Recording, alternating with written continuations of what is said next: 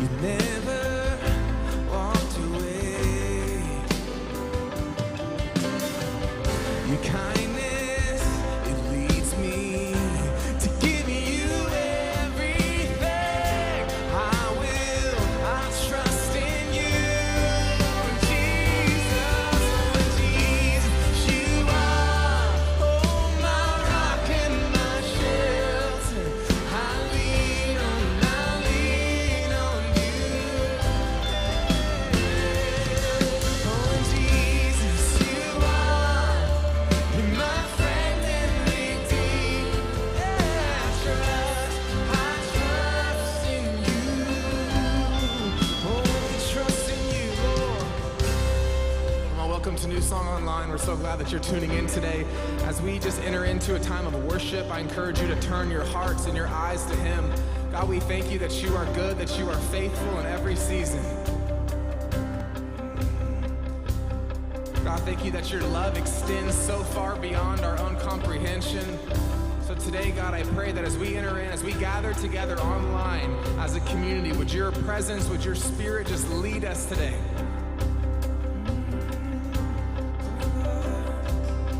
Because you picked me up when I was down, set my feet on the solid ground. You've given me a song to sing, in you I trust and I believe. You picked me up when I was down, set my own solid, yeah, giving me a song to sing. One more time, you picked me up, you picked me up when I was down, set my own solid ground. A song to sing in you. We sing Jesus, oh Jesus, you are my rock and my shelter. I lean on you. We sing your name, oh Jesus, you are, you're my friend and redeemer. I trust in you. Oh, you picked me up when I was down, Lord. You picked me up when I was down, set my own song, yeah, you're giving me a song to sing in you. One more time, oh, you picked me up when I was down, set my on the solid, yeah, giving me a song to sing in you. I trust. We sing Jesus, you are, you're my rock and my shelter. I lean, it's only you we lean on, Lord. We sing Jesus, you are, you're my friend and redeemer. I trust in you, and I trust in you, and you alone, Jesus.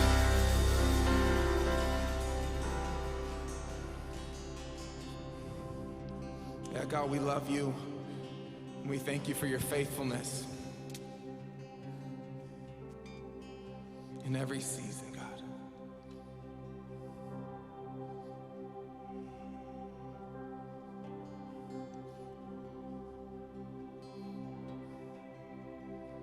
Cause I love you, Lord,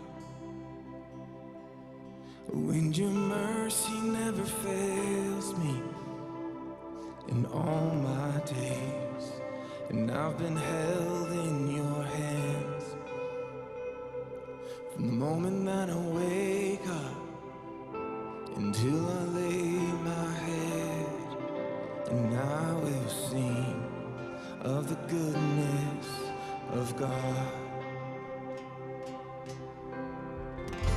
'Cause all my life you have been faithful, and all my life you have been so good. With every breath that I am able, oh, I will sing of the goodness of God. and I love your voice. And you have led me through the fire, darkest night, and you are close like no other.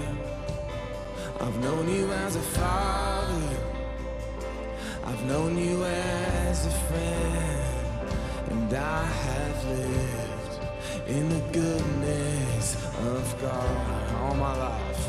Oh, all my life you have been faithful. Yeah. And all my life you have been so good. With every breath that I am able, I will sing of the goodness of God. Oh, I will sing of the goodness of God.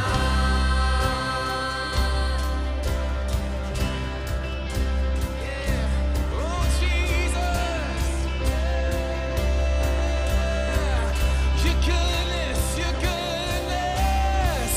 Your goodness is running after, it's running after me. Oh, your goodness is running after, it's running after me. With my life laid down, I surrender now. I give you everything.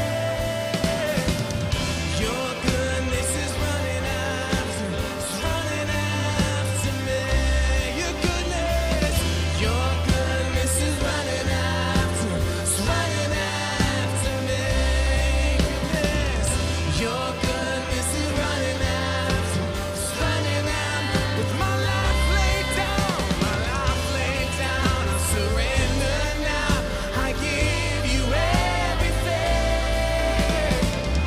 Your goodness is running after me. Yeah. 'Cause all my life you have been faithful. Oh, Jesus.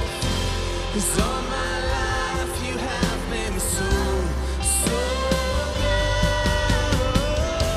With every breath that I am able, and I will sing of the goodness of God. 'Cause all my life you have been faithful. You've never failed, Jesus.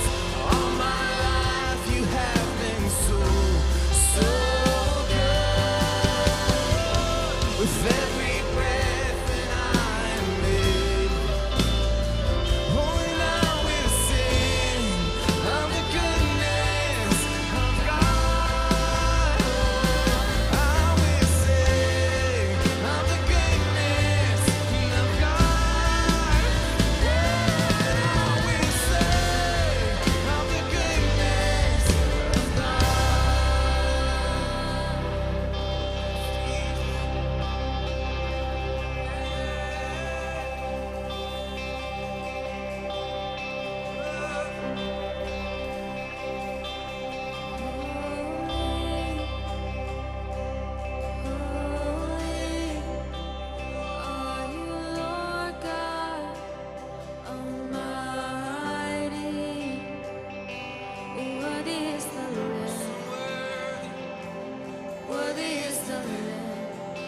and you are holy. You're holy. You are you, Lord God Almighty. Worthy is the Lamb. Worthy is the Lamb. Sing it out. You are holy. Holy. You are you, Lord God Almighty.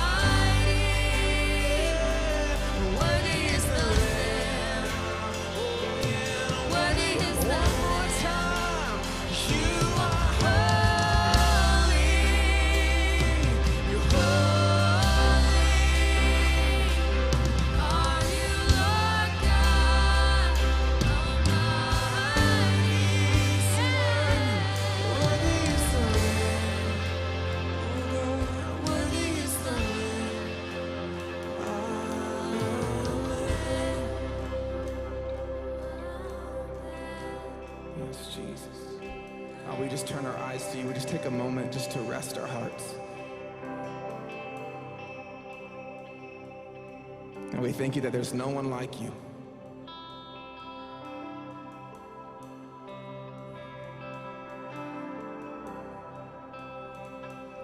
You're holy. You're holy. And are you Lord God Almighty? And worthy is the Lamb. And worthy is the Lamb. Amen.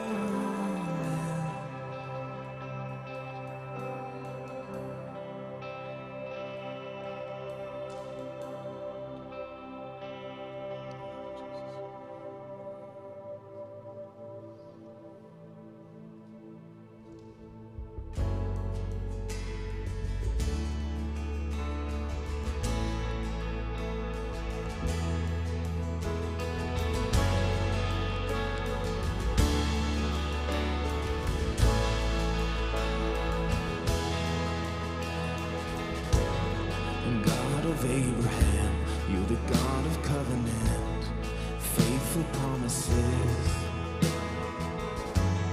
And time again, you have proven you do just what you say. And though the storms may come and the winds may blow, I'll remain steadfast. And let my heart learn when you speak your word, it will come to pass. We sing great, and great is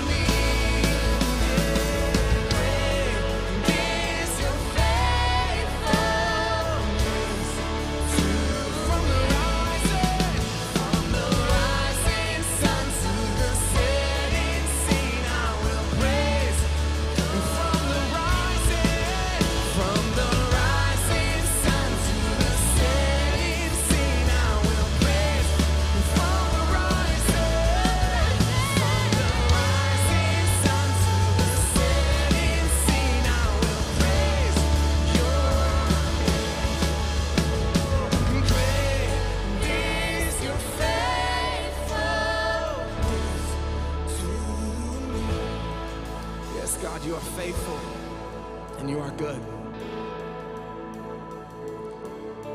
In every season,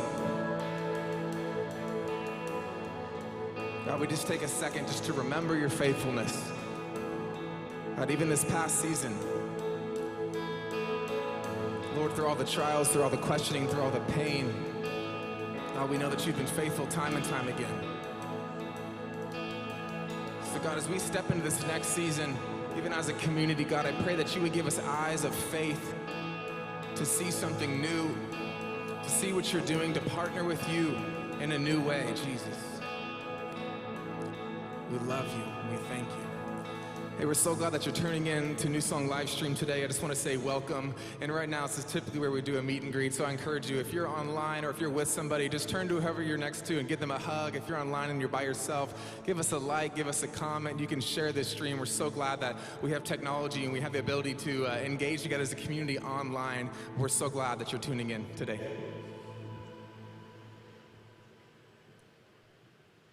Hey, Newsong. This is Jimmy Bay, and I'm the youth pastor here, and I'm so excited to connect with you today. Just got a couple announcements for you guys today, but before I get into that, I just wanted to share with you guys a trip that I recently took. Just this past week, or a week ago now, I actually went to Egypt, and it was kind of low-key because I don't know if you guys know, but Christianity is on the low-key over there in that country. But I got to speak to the youth there for a missions conference, and I was just so blown away by how much the Holy Spirit is moving in that country and just blessing the youth. And one thing that I was so encouraged by over there was how active they are in their faith. Because it is a little bit persecuted over there, they have to be a little bit covert in the way they operate. But one thing that I was so blessed by was how they are so active in giving to the refugees. They just walk around their community and they find areas where the refugees are hiding. And children without parents are hiding in mausoleums and cemeteries. And what they do is they just go and they just give food. And one thing that I was so encouraged by was their reputation in that area became the ones who bring food. The refugee children from Sudan, they would all come out of the mausoleums and they would say, the Christians are here. They're with the food. And they have a reputation for bringing the food. And one thing that I got to talk to the leaders about was how to do food distribution well, because they heard about Newsong and they heard about the work that Maribel and the local global team are doing. And the first thing I told them is, you guys need to find a Maribel, someone who knows the community, someone who is whose heart is about blessing the community. And I share all of that and I bring that up because I was able to just impart the little bit of Newsong wisdom that I was able to gain this past year with them. And they were just so blessed, and they have all these new strategies and organizational tips that they want to use to bless the community of refugees there. Now, the reason why I say all of that is because I truly believe in everything that Newsong does. As a community, the giving, the food distribution, everything that we do, we are funneling all of our resources into blessing the immediate community around us and worldwide. And so I say all of that to share with you, if you guys want to support the work that we are doing in building up the world and building up the community with the food distribution and all of that, you can give by texting NSGIVE to 81411, or you can go to newsong.net/give. And you can participate and you can give and you can contribute to everything that we're doing here. And I slightly want to share a separate story. The Lyft ride that I took coming back home from the airport, it was particularly interesting because my Lyft driver, he asked me if I was famous. And I was like, what? No, I'm not famous. And some way or another, we got onto the topic of religion. And he started telling me, he was like, hey man, churches are a scam. And he had no idea I was a pastor. And I was like, interesting, tell me more. And he was like, churches are a business. They just want your money. And I was like, come on, man, there's gotta be some churches out there that aren't for our money. And he was like, no, the second you stop giving, they will not be welcoming. They will not care about you. And so I wanted to take a moment aside and say, hey brother, if you're listening today, by no means do you need to give. We want to bless you, all right? In fact, I gave him a good tip so that he would know that there was no strings attached. But what I wanted to say is, if you're just listening, if you're just visiting for the first time, please feel no pressure to give. And even if you're a committed member here, please feel no pressure to give and to develop this mindset that church is a business or a scam or a Ponzi scheme or anything like that. No, we just want to build up the resources in order to fund all of the works to provide for the community. And if you feel like it's not something that you can get behind, please, by any means, feel no need to give. With that being said, I want to go on to some of the other announcements that we have for this week. Next Sunday, we have something called Awaken at Newsong. And if you're a first timer and you're just looking for a way to get connected with community or get plugged in, we have a session next Sunday at 3 p.m. called Awaken. If you want to join, please sign up. Pastor Dave is going to be sharing some wisdom, some life principles, and also just a way to get connected with some of the other first timers or other community members. So please check that out. Awaken at 3 p.m. next week. Two other things that we have going on this week. Women's Bible study is back on Tuesday, but you do need to sign up for that before tomorrow. So get on that ASAP. I'm sure there are going to be some links floating around. You can check out our link tree. All of those resources will be there. Also, we have something called Couples Enrich, which is going to be next Sunday as well. And if you're dating, if you're engaged, if you're married, this Couples Enrich session is going to be super beneficial for you. With that being said, I want to introduce our speaker for today. As you guys all know, he needs no introduction. Pastor Dave is going to be sharing with us some life wisdom and some principles. And suffice to say, October, right, the next month coming up is going to be a jam-packed month, and he's going to be sharing a ton of wisdom on how we're going to be moving forward as a church. Now, before we go to Pastor Dave, I wanted to read the passage that we're going to be studying out of today. So if you want to join with me, turn to Luke chapter 10, and I'll be reading out of the NLT translation from verse 25 to verse 37. And these are some life principles that we really operate as a church, as a community. And so if you guys could join with me, I'll be reading Luke chapter 10, verse 25 to 37. And if you're wondering why I'm lagging so much, it's because I'm a youth pastor. It takes them a long time to find the Bible passages. So I do these things to slow it down a little bit. And I'll be reading with us. It's the parable of the Good Samaritan. On one occasion, an expert in the law stood up to test Jesus. "Teacher," he asked, "what must I do to inherit eternal life?" "What is written in the law?" he replied. "How do you read it?" He answered, "Love the Lord your God with all your heart, with all your soul, and with all your strength, and with all your mind, and love your neighbor as yourself." "You have answered correctly," Jesus replied. "Do this and you will live." But he wanted to justify himself, so he asked Jesus, "And who is my neighbor?" In reply, Jesus said, "A man was going down from Jerusalem to Jericho when he was attacked by robbers. They stripped him of his clothes, beat him, and went away, leaving him half dead. A priest happened to be going down the same road, and when he saw that man, he passed by on the other side. So too a Levite, when he came to the place and saw him, passed by on the other side. But a Samaritan, as he traveled, came where the man was, and when he saw him, he took pity on him. He went to him and bandaged his wounds, pouring oil and wine. Then he put the man on his own donkey, brought him to an inn, and took care of him. The next day he took out 2 denarii and gave them to the innkeeper. 'Look after him,' he said, 'and when I return, I will reimburse you for any extra expense you may have.' Which of these 3 do you think was a neighbor to the man who fell into the hands of robbers?" The expert in the law replied, "The one who had mercy on him." Jesus told him, "Go and do likewise."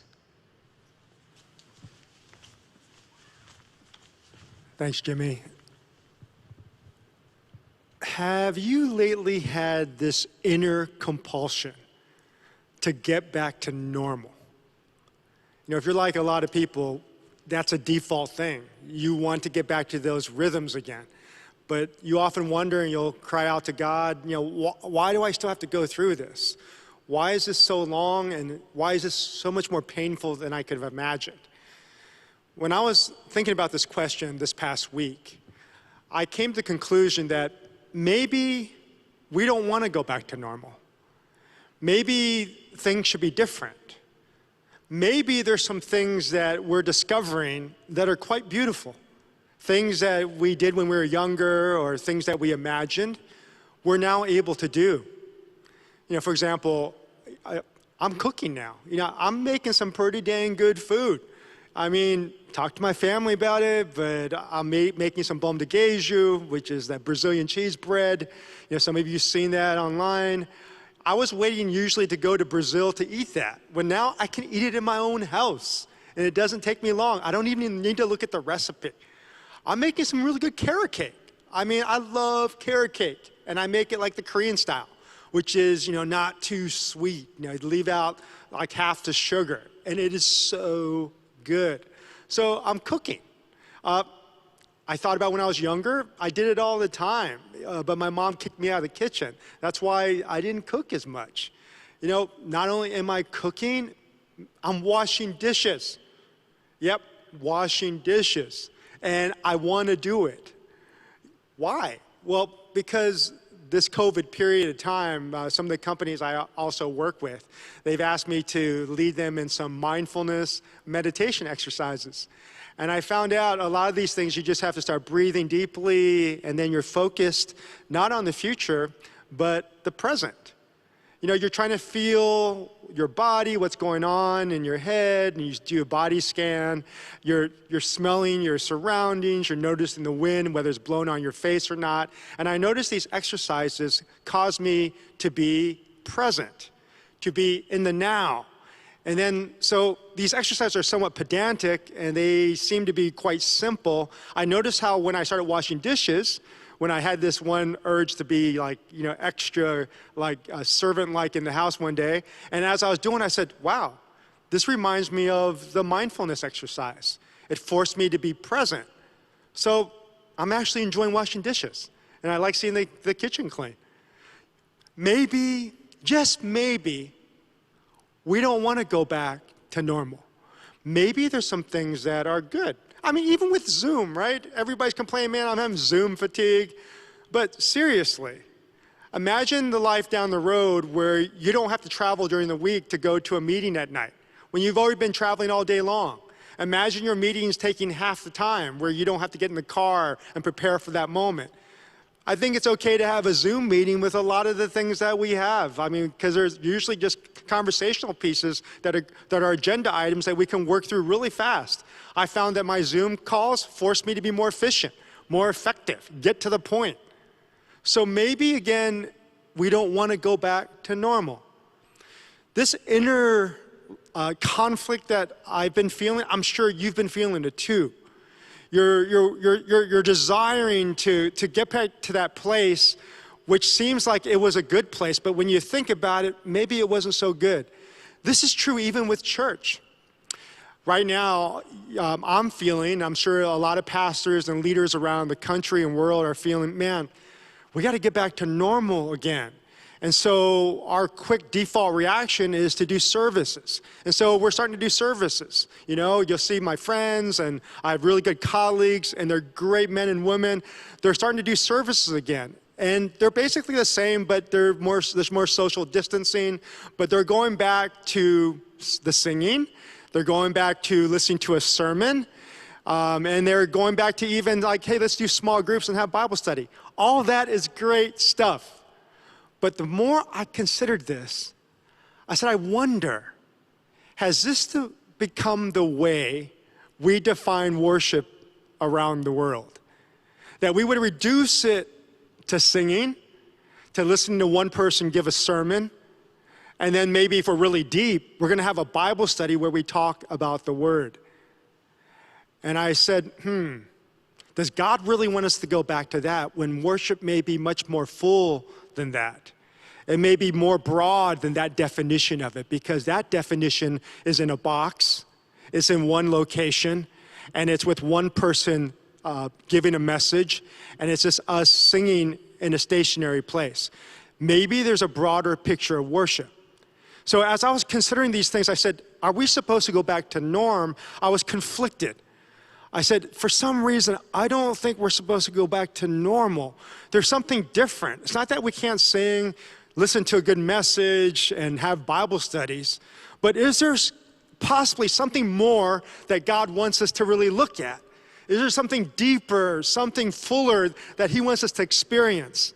Not again to cast guilt or to make us feel like we're out of context or just uncomfortable, but he has something that's going to help us to have more joy, to create more life.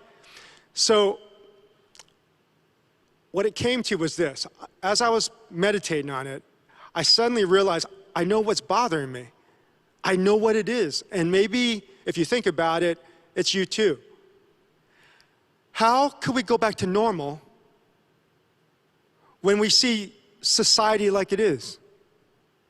When we're starting to see the fissures in the racial injustice, and our black and brown brothers and sisters, and even our Asian family members, them still being marginalized, still being hurt and abused. Is that something we're just supposed to lay aside and not talk about and just go back to normal?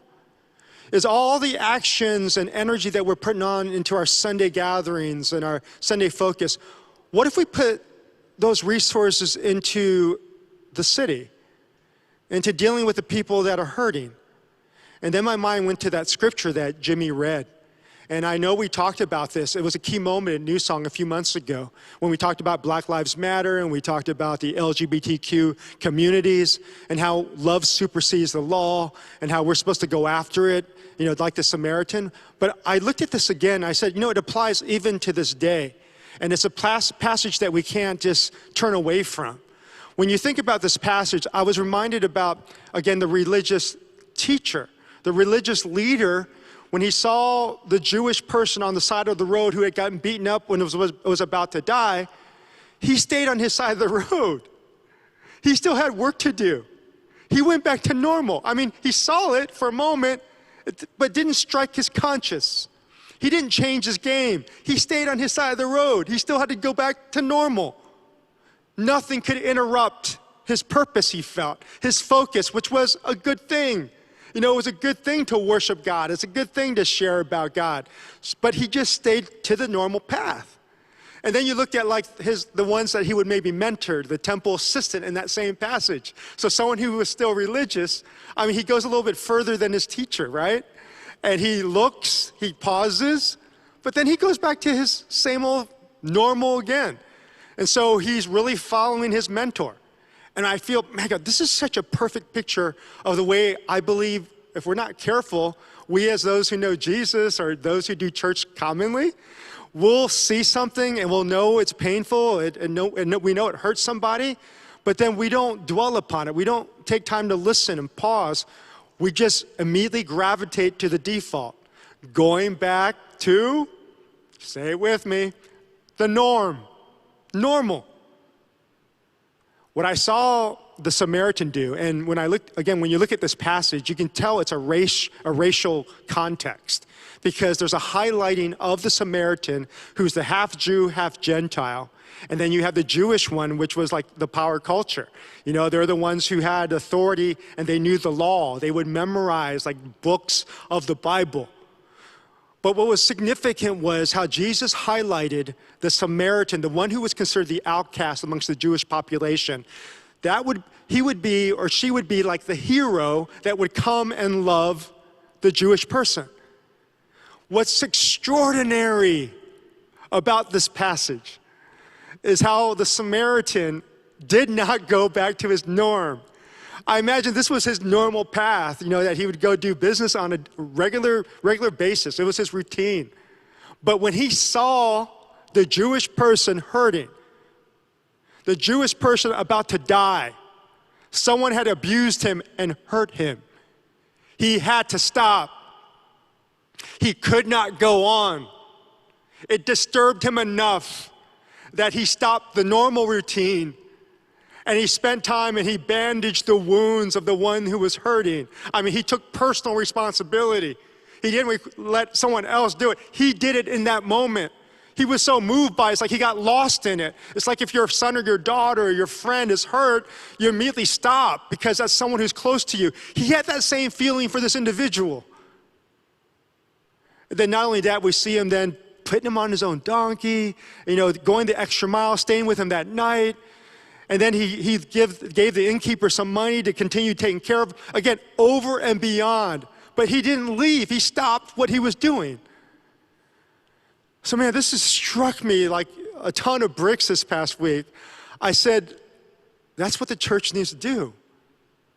Maybe, we can do these things of singing and listening to a sermon again, coming back and gathering, but maybe there's a fuller picture of worship. Unfortunately, maybe we've defined our worship in our modern day as coming to Sunday for 2 hours, sitting in a pew or a chair and listening to the message, singing some songs, and then say hi to some people, and then we're out. When worship was meant to be experienced much more fully. And I said, maybe, just maybe, God is giving us a gift in the midst of a really horrific time to exercise our muscles of worship that we've not used as effectively as we need to. Because our typical muscles of worship have been our mouths, where someone's talking, or it's our ears where we listen. But our bodies are still, our other parts of our body is atrophying. We're not utilizing it. And God said, hey, I want you to be more than just about talk.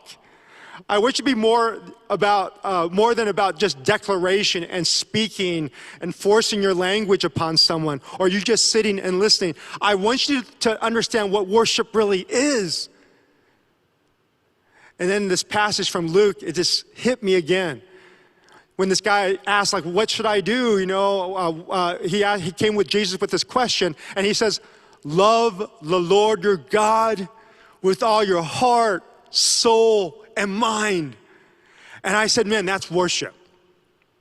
You see, worship's not 2 hours just on Sunday in a building. It's with all of ourselves 24/7. So the huge question that we can experience right now is, what does worship look like when we're not in a building or we can't gather on Sundays? I guess that's not bad, but how can we exercise this now and learn to experience God in worship every day, even when we can't meet in a building? Love the Lord your God with all your heart, soul, and mind. It's about being. You see, it's about being present in a moment wherever I am, experiencing the presence of God. It's knowing that as I just work effectively, as I do some of these what's considered menial tasks, I'm reflecting the presence of God and I can experience Him. Unfortunately, maybe, I'm like a lot of you, and I have to admit it, I'm known like as this visionary person, right? And so sometimes unknowingly, you can try to live up to that stereotype. And so you're constantly thinking, okay, that's who I am. And then you're planning your activities and your space to fulfill that stereotype or that label that you have. So anyways, I'm typically very future. But what I found about this COVID period and this pandemic is it's forced me to see things now. It's slowed me down. I'm not traveling as much.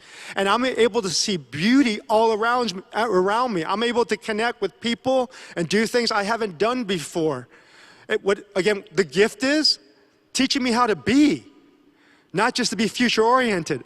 I shared with you before, this thought that, I asked myself, well, what triggers me always to be so future?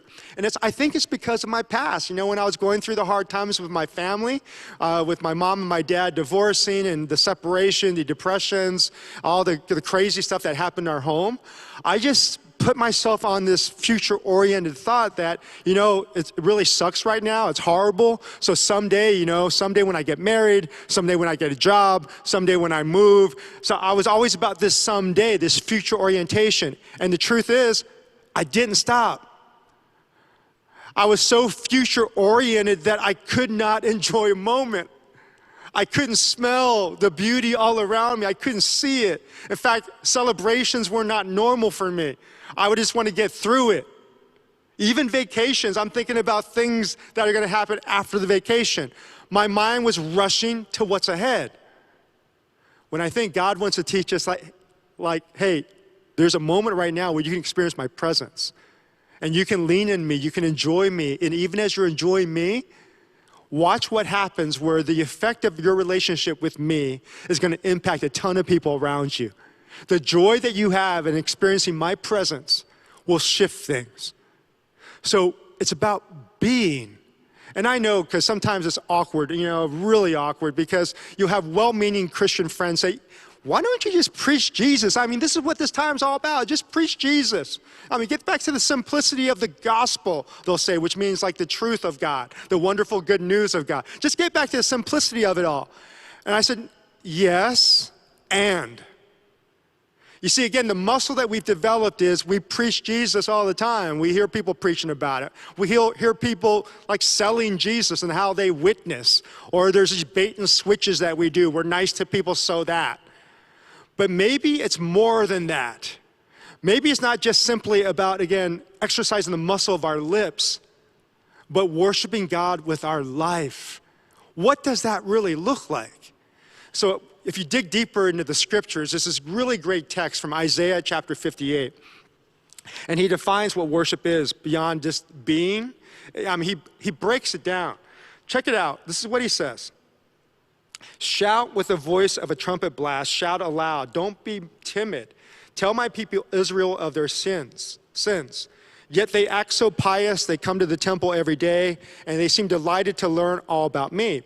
They act like a righteous nation that would never abandon the laws of its God. They ask me to take action on their behalf, pretending they want to be near me. Again, all this is about lips, right? It's about praying even. So prayer's good, talking about God's good. But look what he says in verse 3. He says, they say, we have fasted before you. Why aren't you impressed, God? We've been very hard on ourselves, and you don't even notice it. Because if we're honest, by the way, what would we say is the hardest Christian discipline to do? It's probably fasting. I mean, to deprive yourselves of food, right? So they're taking a pretty hard course to really showing their love for God by fasting. But look what he says here. He says, I will tell you why, he responds. It's because you are fasting to please yourselves. And even when you fast, you keep oppressing your workers. What good is fasting when you keep on fighting and quarreling? This kind of fasting will never get you anywhere with me. You humble yourselves by going through the motions of penance. You bow your heads like reeds bending in the wind. You dress in burlap and cover yourselves with ashes. Is this what you call fasting? Do you really think this will please the Lord? No, this is the kind of fasting I want. Now listen to this, because here is worship. It says, free those who are wrongly imprisoned. Lighten the burden of those who work for you. Let the oppressed go free. And remove the chains that bind people. Share your food with the hungry. And give shelter to the homeless. Give clothes to those who need them. And I love this line. And don't hide from the relatives who need your help. Then your salvation will come like the dawn, and your wounds will quickly heal. Your godliness will lead you forward, and the glory of the Lord will protect you from behind. You know what worship is? Worship is not only about learning how to do this as a lifestyle. Not in a religious way where you're preaching at people and feeling that's the most effective way, but using these other muscles of your life. And specifically in Isaiah 58, what do we see it being? One word: justice. Justice. See, justice is at the heart of our worship. You can't see someone on the side of the road who's getting beaten and abused and is about to die and just go back to normal. You can't do it. Man, if you really know the heart of God, you got to stop. Jesus did that himself, right? He's in heaven. He didn't have to leave the throne of the universe to come down to this earth, but he paused. He disrupted his routines, and he came and he spent time with us, and he got subjected to cruelty, to horrific tactics by man, and betrayals and abuse, and then ultimately a killing. Our calling is not just to be, it's to be people of justice. And you go, well, that's just an Old Testament thing, man. I go, no. If you look at James chapter 1, verse 27, Look at what James says. He says, pure and genuine worship or religion in the sight of God, the Father, means what? It's caring for orphans and widows in their distress and refusing to let the world corrupt you. You see, he breaks it down. It's not a very pretty picture, right? Because it's easier to think, man, I'd rather sit in the comforts of air conditioning and a place with all my friends, and sing some songs, and then, hear a great sermon, get some chills, be inspired. And then again, if I go really deep, I'm going to get with those same friends one more time during the week and have a Bible study. To me, all that's really good, right? But he's saying, hey, what good is all that? What's good with all the fasting and stuff and the way you define worship if you're not doing what I consider true religion? If you're not really doing what I consider worship, and what is that? It's loving those who've been oppressed. It's loving those who've been put along the side of the road, who have someone's knees on their necks. We can't stop and just go back to normal again. Now, I think for me, and I know in your hearts you're probably feeling the same thing, we can't just go back to that place we were. It's not that we can't do the same things, but maybe, just maybe, we're supposed to do it differently. And so, the more I meditate on this, I go, hey, there's 3 things that we can do from a personal perspective, and then as a church, or corporately as a church around the world, okay? And it just clicked for me. Because remember, we've been talking about being havens, and that idea of havens being that safe place. Before everything happened, we had this vision, man, we have to be that safe place. And the components of haven, really, it's not just the form of the hardware of a haven, but the components of it is really the operating system. It's our ethic of how we do life together, how we worship God. What does that worship look like? Well, God breaks it down for us. He breaks it down in the Old Testament, New Testament. It's justice, but then how do you refine it down to practical implications? And I think there's 3 things that we could address, again, personally and as a church. The first thing is this idea of communion. In Luke chapter 22, verse 19, he said he took some bread and he gave thanks to God. Then he broke it in pieces and gave it to the disciples, saying, "This is my body, which is given for you. Do this in remembrance of me." He tells us to take communion often. And usually there's a reductionism when it comes to communion, where we reduce it to just a quick moment in time where you get a stale piece of bread and then you get a little bit of grape juice. It's such not the picture of a biblical communion. Communion is a part of like the Lord's Supper, right? Imagine that picture. He's eating the Lord's Supper. It's a table and they're having a love feast. We're supposed to have love feasts together more. We're supposed to sit down and pause enough, not fast food it, but you pause enough to sit down, put the phones aside, and you're paying attention to each other. You're listening to each other. Communion. I said, man, we need more of that, where our families just start to eat together more. Maybe regularly scheduling dinners together, lunches, breakfasts. Maybe with friends too. You can start doing that even now, making sure that, again, check the temperatures, get the tests done. But maybe we're supposed to have more communion. That's something we can do personally. How about secondly, well, it's this idea of conversations, right? Conversations are really critical. Like again, with havens, we talked about meaningful conversations. In the Bible, you'll see all throughout the scriptures, this need to love one another, to encourage one another, to build each other up. Why is this important? It's because we think sometimes we only hear God through preaching, or maybe in an audible voice. But one of the things that we're neglecting the most when it comes, I believe, to God speaking to us? It's conversations with people. Come on, think about it. People are called ones that are made in the imago Dei, the image of God. So people are like these masterpieces of God that are portals of God's heart. Christian or not, they reflect His image, His character, His power, His energy. So from a human practical level, how can we maybe best know God? Well, it's still the other things like the Word of God. It's going to be through, listening to Scripture. But could it be there's this other muscle of interacting with other people in deeper ways? Whoa. You see, we've moved to the place, And there's a really great documentary that just came out called The Social Dilemma about the impact of technology and digital screens and social media on young people, which is causing more depression, more suicides, more self-esteem issues. I mean, all types of trouble. And these are the people who invented the major platforms that we're now using. You know, could it be that God in this moment is wanting us to exercise these other muscles of conversations, not just someone preaching at somebody or trying to sell something, but maybe the conversation through the ones that are reflecting God's image is about learning how to listen to God through people. And the only way we're going to do that is by intentionally spending time with other people. Now, what's important is to note, because it's really easy to think about, hey, I'm going to call my friends. You're right, man. I'll call my buddies, my Christian buddies from church. Yes, please do that. But also what's significant is the conversations we have to have with people not like us. See, that's what Luke 10 is all about. It's someone loving a culture that actually hated him. There was racism going on. So the one who was hurt was the racist.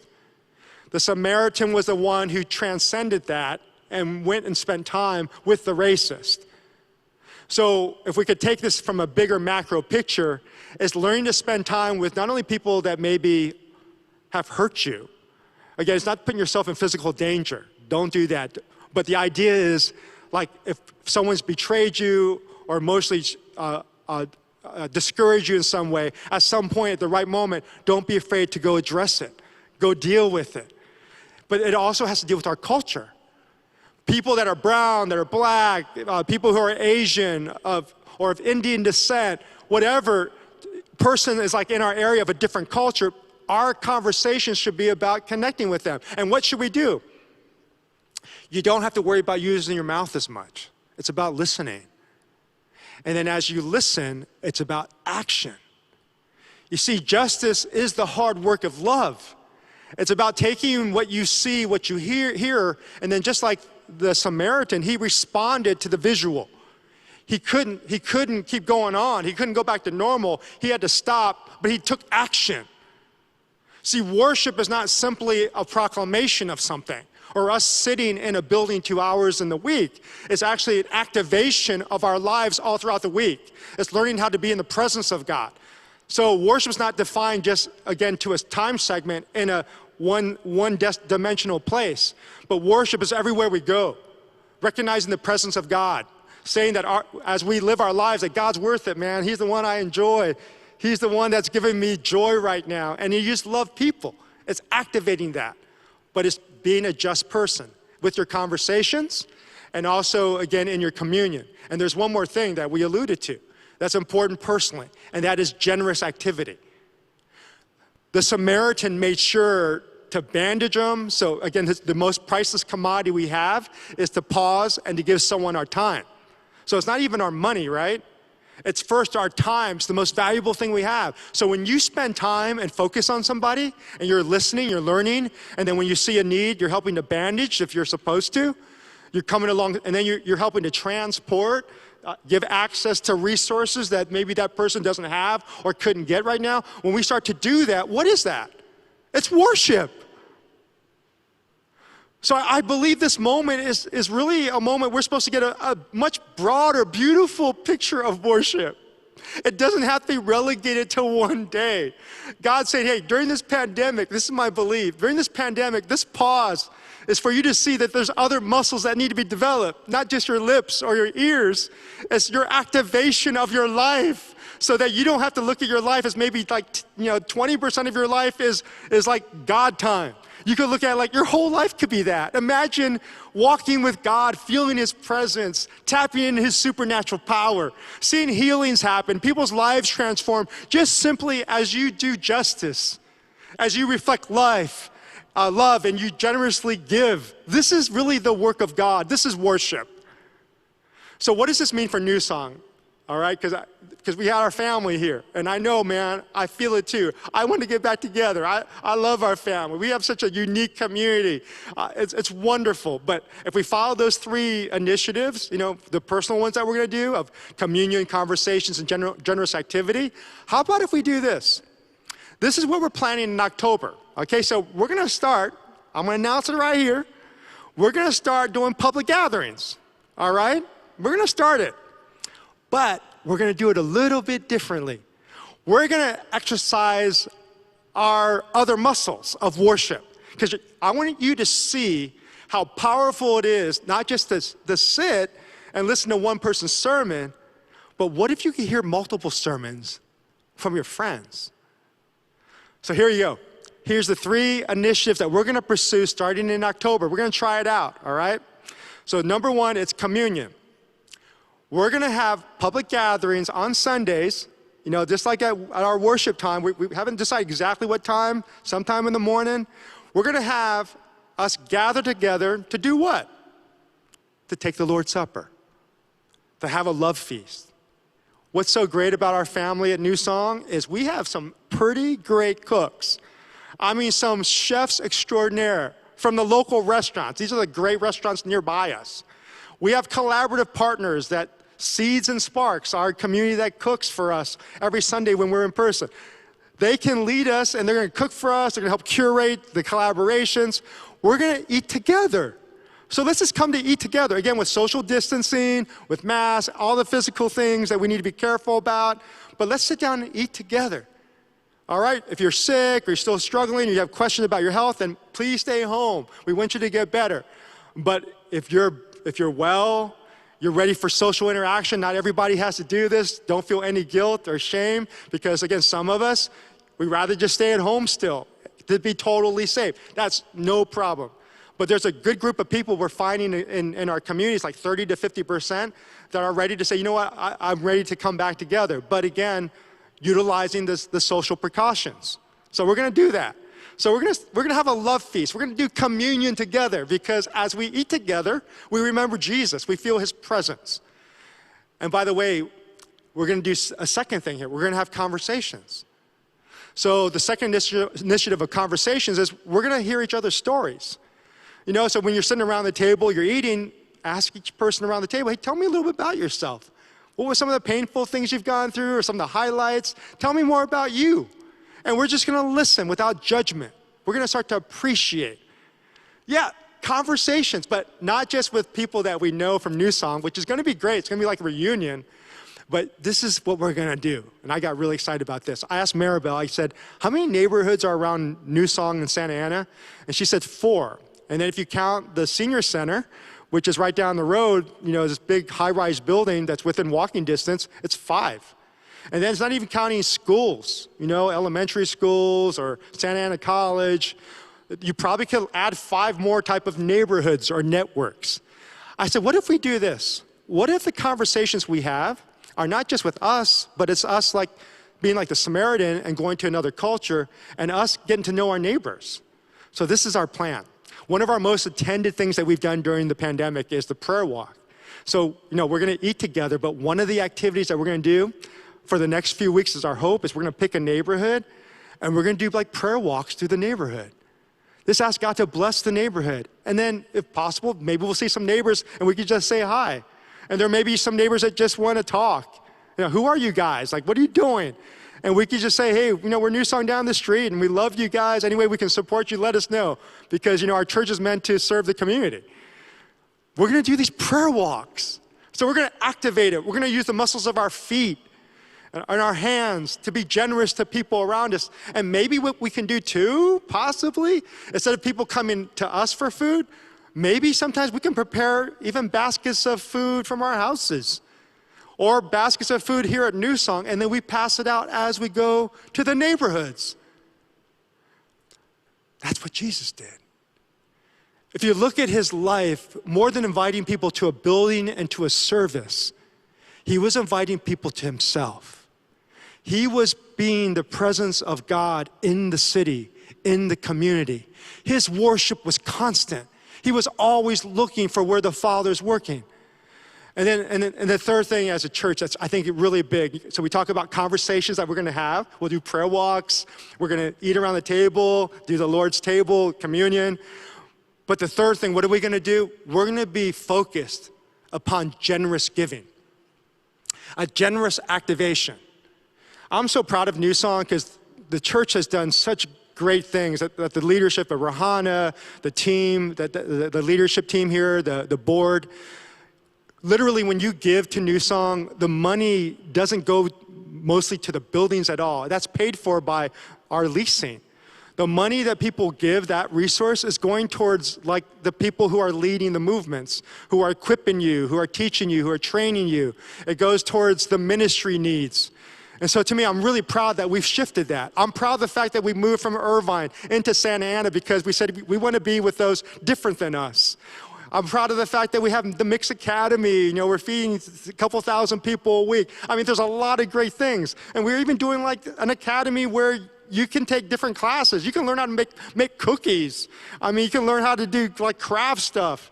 We have people teaching like guitar lessons. I mean, all types of stuff where it's our people.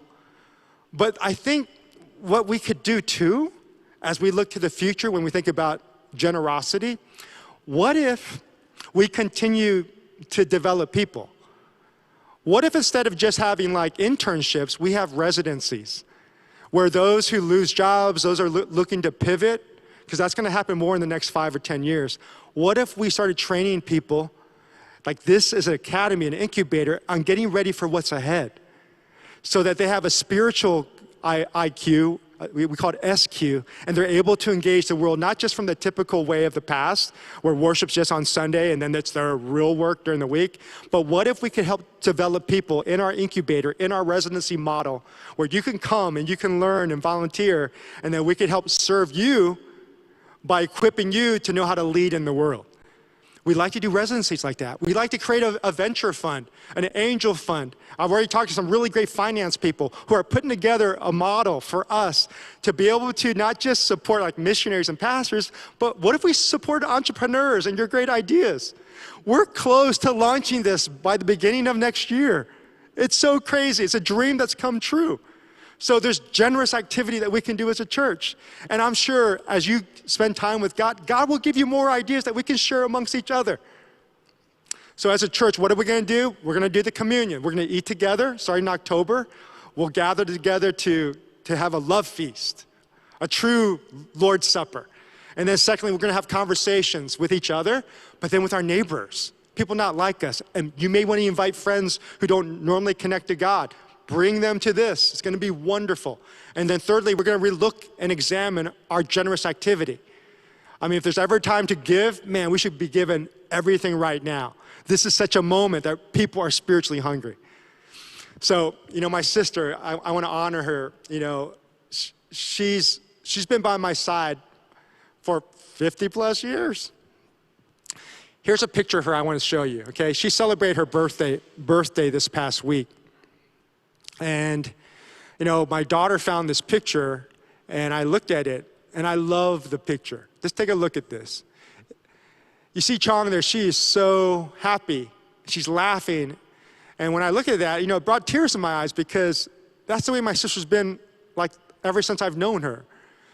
She's, somehow, some way, it's like I was like one of the apples of her eye. Somehow, some way, she never sees, like, the bad I do. And I got plenty of bad. I got a lot of stuff that's not healthy. But she never pointed those things out with me, never. She always saw the good in me. She always saw what I could become, not just where I was.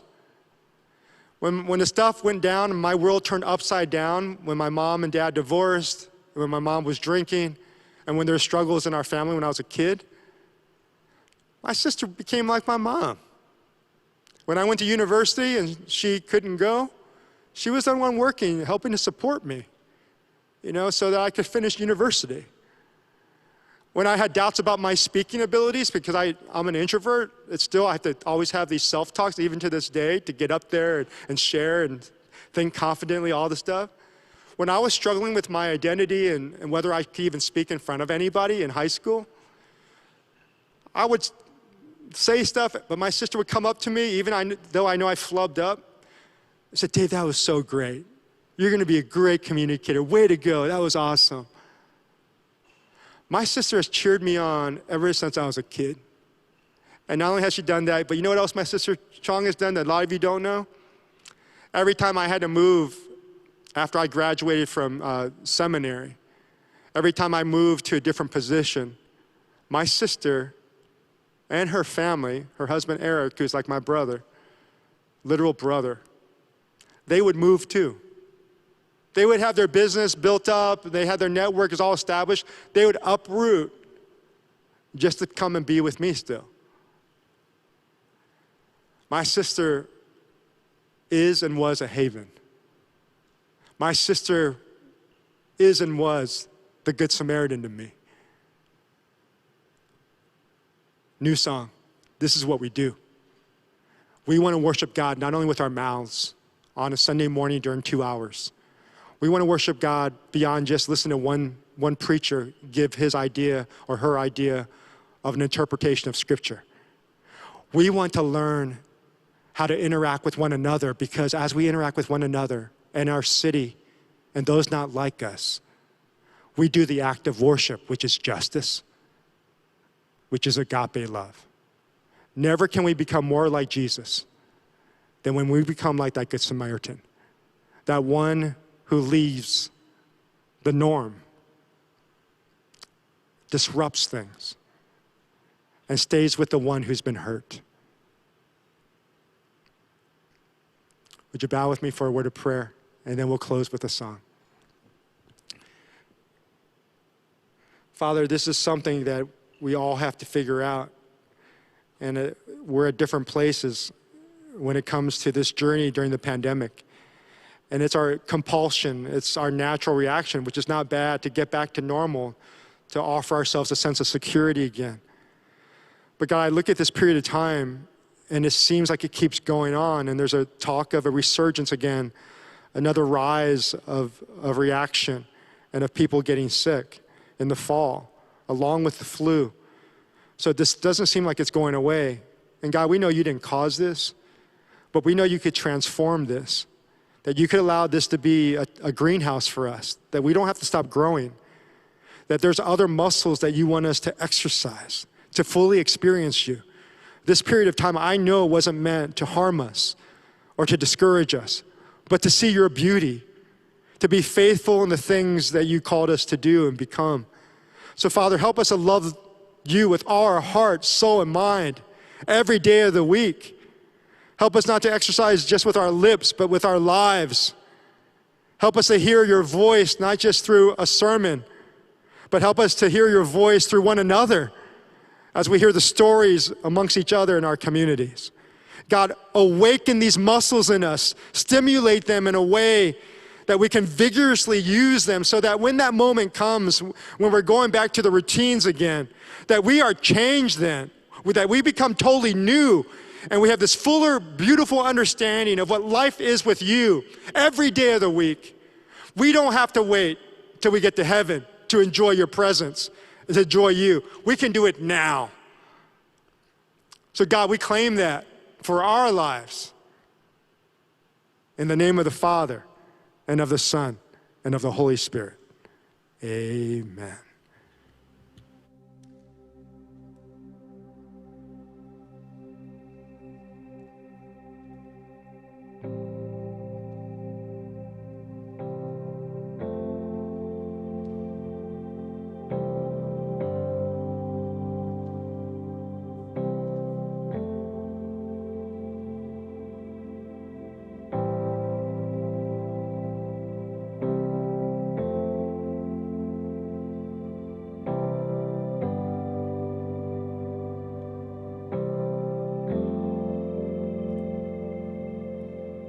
Take this fainted heart. Take these tainted hands. Wash me in your love. Come like grace again. Even when my strength is lost, I'll praise you. Even when I have no song, I'll praise you. Even when it's hard to find the words louder than I'll sing your praise.